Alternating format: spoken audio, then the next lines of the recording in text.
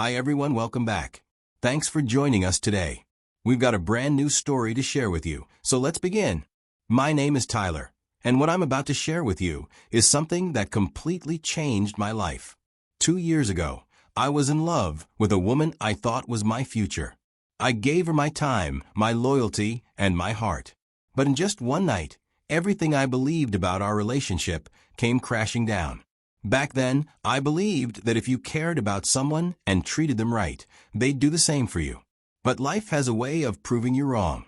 The woman I loved made a choice that showed me exactly where I stood in her life, and it wasn't where I thought. So stick around, because by the end of this, you'll understand exactly why some people don't deserve second chances. I've always been the quiet type that values deep connections. Jenny, on the other hand, was the complete opposite. She had this energy that could light up a room. People were drawn to her. I liked that about her. I liked how different we were. I thought it balanced us out. She was the spark, and I was the steady flame. I had chances to leave our city, better job offers, opportunities that would have set me up in ways I couldn't even imagine. But I stayed. For her. Because I loved her, and I thought we were working toward the same future. I pictured a life together, a home, maybe even kids down the road. I was all in, and I really believe she was, too. But I was wrong.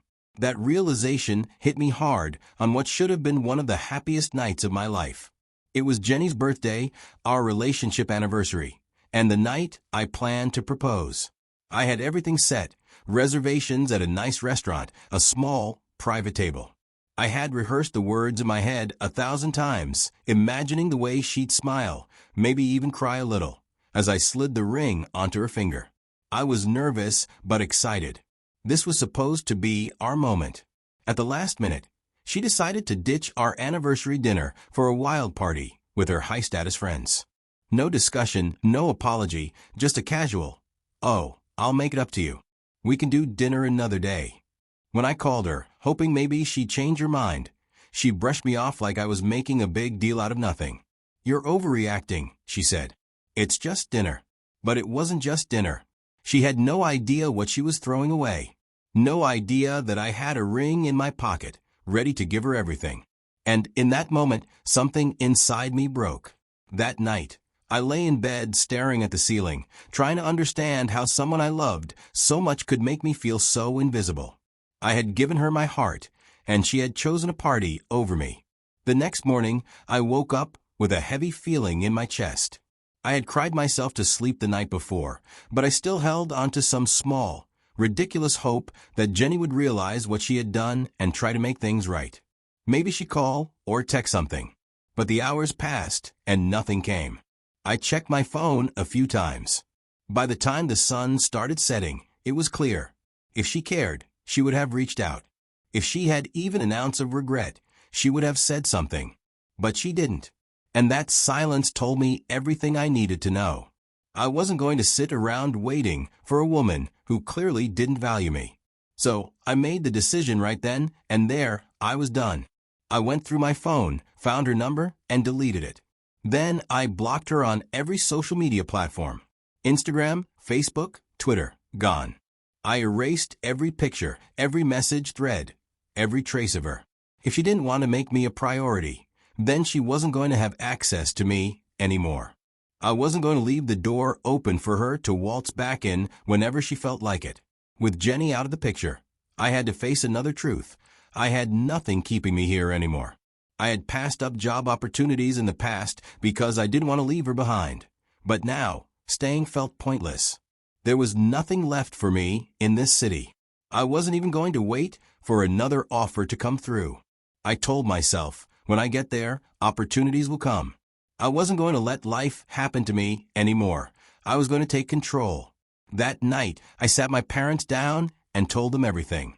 I told them how I had planned to propose, how I had spent weeks imagining our future. Then I told them how she threw it all away for one night of partying. My mom looked heartbroken for me. My dad didn't say much, but I could tell he was disappointed, not in me, but in the way Jenny had treated me. They supported my decision to leave. They knew I needed a fresh start. But when they asked where I was going, I kept the details vague. I didn't want Jenny showing up later with some half-hearted apology trying to pull me back in. I needed a clean break. The next morning, I packed my bags and walked out of that house with no intention of ever looking back. I reached out to an old schoolmate, Daniel, who had moved to a bigger city a few years ago. We hadn't talked in a long time, but when I explained my situation, he didn't hesitate to help. "Come crash at my place for a while," he said. And just like that, I had a place to land. When I got there, I barely spoke about what had happened.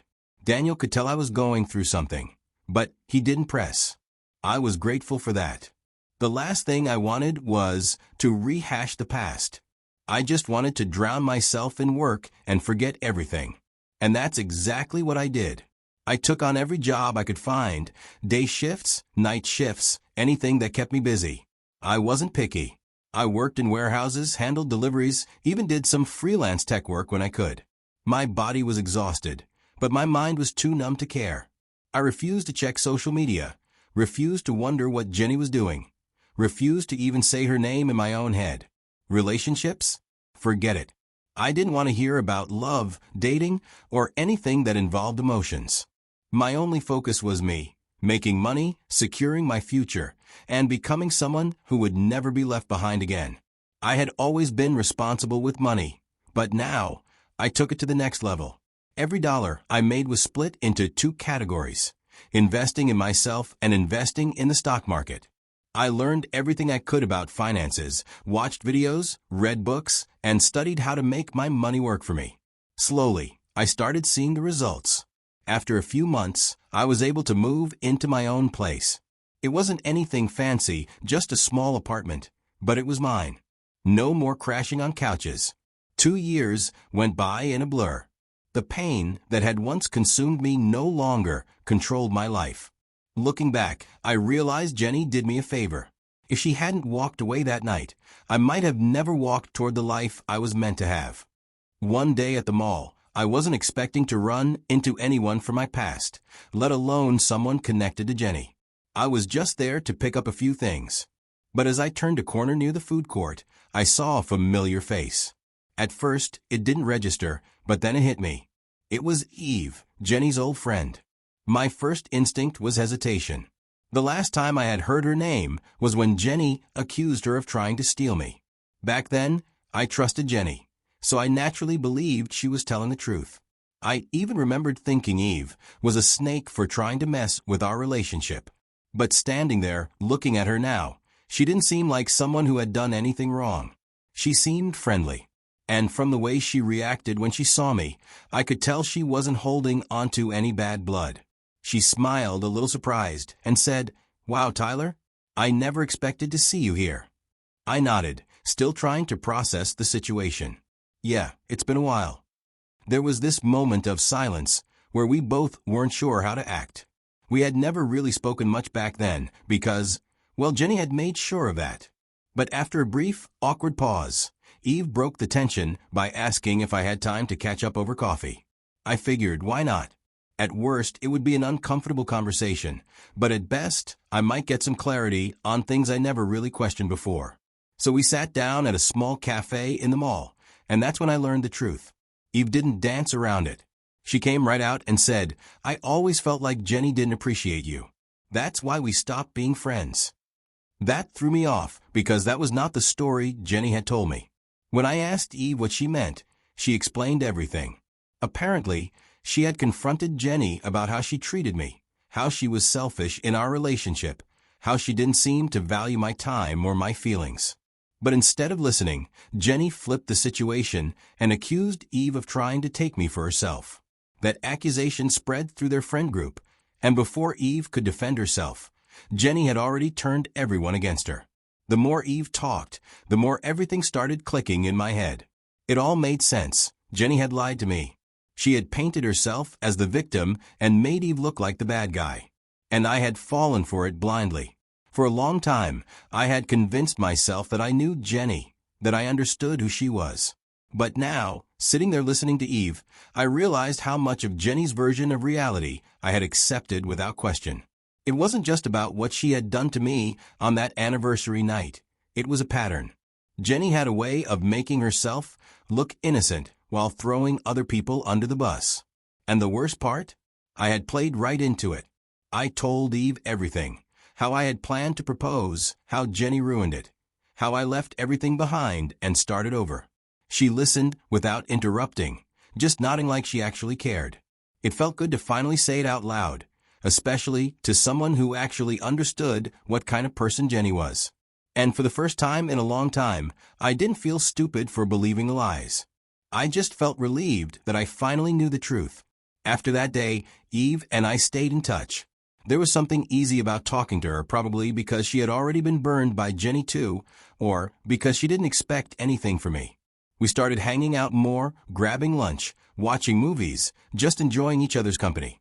At first, I was still guarded. The idea of starting something new, of trusting someone again, made me hesitant. But Eve never pushed. She never asked for more than I was ready to give. And because of that, for the first time in a long time, I felt like I could just breathe. One Sunday afternoon, I had just finished cleaning up the apartment, and the smell of fresh coffee filled the air. Eve had texted me earlier, saying she was on her way over with something she had cooked. I smiled at the thought. Over time, she had made it a habit to bring me homemade meals, and honestly, I didn't mind. It was a simple gesture, but it meant a lot. So, when the doorbell rang, I assumed it was her. Without thinking twice, I walked over and pulled the door open, expecting to see her standing there with a warm smile and a food container in her hands. But it wasn't Eve. It was Jenny. For a second, my mind refused to process it. She didn't look different. She stood there, hesitant, unsure of herself. The first words out of my mouth weren't a greeting or even an insult. I just stared at her and asked, "How did you find me here?" She opened her mouth as if to explain, but I didn't let her.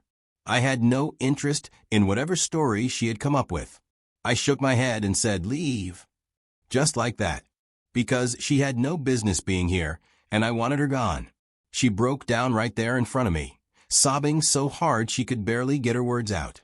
She clutched her chest like the pain was physically hurting her. Through her broken cries, she begged for forgiveness, saying she had made the biggest mistake of her life. She admitted, finally, that she had treated me horribly, that she had taken me for granted, that she should have never let me go. She said she had been completely lost without me, that after I disappeared, nothing in her life had gone right. She looked up at me with swollen, tear-filled eyes, searching for any sign of sympathy on my face. But I felt nothing. I stood there, staring at Jenny, who was still crying. I had imagined this moment so many times, what I would say if she ever came back. But now that it was happening, I felt nothing but an overwhelming sense of indifference. Just as I opened my mouth to tell her to leave again, the sound of approaching footsteps made both of us turn.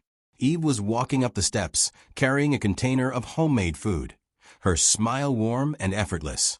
She looked radiant, her presence a sharp contrast to the mess standing in front of me. Jenny's breath hitched the moment she saw her. Her teary, bloodshot eyes widened in disbelief, as if her brain couldn't process what she was seeing. I could practically hear the gears turning in her head as she pieced everything together. I didn't hesitate. I stepped forward, pulled Eve into a hug, and kissed her on the cheek. "Welcome," I said, my voice steady. Eve smiled, completely unfazed by Jenny's presence. That was the thing about Eve. She never had to try too hard. And that was enough. Jenny took a shaky step back. Her face twisted into something between heartbreak and humiliation. Without another word, I took Eve's hand, stepped inside, and shut the door behind us, locking it. I didn't look through the peephole to see if Jenny was still there. I didn't wait to hear her footsteps fade. I was done. She had already made her choice 2 years ago. Now it was my turn. Looking back now, I realized that pain can be the best teacher. At the time, when Jenny chose that party over me, it felt like my world had collapsed. I questioned everything, whether I had been too clingy, too demanding, or if I just wasn't enough for her. But the truth? I was never the problem. She just didn't value me the way I valued her. And that night, as I lay in bed with my chest feeling like it was caving in, I had no idea that the best decision I would ever make was just around the corner. Walking away from her was the hardest thing I ever did, but it was also the thing that saved me. And life has a funny way of balancing things out, doesn't it? After I moved, I focused on myself. I worked hard, invested wisely, and built a life I could be proud of. Meanwhile, I heard Jenny jumped into another relationship almost immediately. And not just any relationship. She went for a guy who fit her lifestyle perfectly. A party guy. The type who lived for the fast life, just like she did. At first, I bet it seemed like she had it all. The fun, the excitement, the thrill of being with someone who kept the party going. But then, reality hit. That guy wasn't just a party animal. He was an abusive one. He drank too much, and when he did, he turned violent. Their relationship was nothing but chaos. Yelling, fights, drama. It was a complete mess. Eventually, it all fell apart. And when there was nothing left, that's when she showed up at my door, crying, begging for forgiveness. But by then, it was too late. I had moved on. I had grown. And most importantly, I had learned a crucial lesson. Real love doesn't need to be forced. If someone wants to be in your life, they'll act like it. They won't treat you like an afterthought or make you compete for their attention. So now, I want to hear from you guys. What do you think? Was I too harsh, or did she deserve it? If someone betrayed your trust like that and then came crawling back, what would you do? Have you ever been taken for granted, only for them to realize your worth when it was too late? Let me know in the comments, because I know a lot of you have been through something like this. Let's talk about it.